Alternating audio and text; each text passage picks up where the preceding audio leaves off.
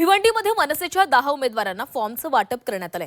भिवंडीमध्ये मनसैनिकांमध्ये उत्साहाचं वातावरण आहे। मनसेकडून 10 उमेदवारांची घोषणा करण्यात आली आहे। उद्या उमेदवारी अर्ज दाखल करण्यात जाणार आहे। भिवंडी पालिका निवडणुकीमध्ये शिवसेना उद्धव बाळासाहेब ठाकरे पक्ष आणि मनसे यांच्यामध्ये युती झाल्यानं दोन्ही पक्षांच्या कार्यकर्त्यांमध्ये जल्लोषाचं आणि आनंदाचं वातावरण पाहायला मिळतंय।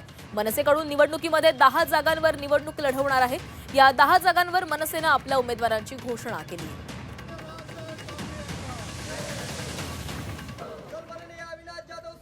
पुढची बातमी आहे सोलापूरमधून। सोलापुरात शिवसेना उद्धव बाळासाहेब ठाकरे पक्षातील वाद हा चव्हाट्यावर आलाय। शिवसैनिकांची जिल्हाप्रमुख हटवण्याची मागणी आहे। शहरातील सर्व पदाधिकाऱ्यांचे राजीनामे देण्याचा इशाराही देण्यात आला। मनपा निवडणुकांच्या तोंडावर वाद चव्हाट्यावर आलाय।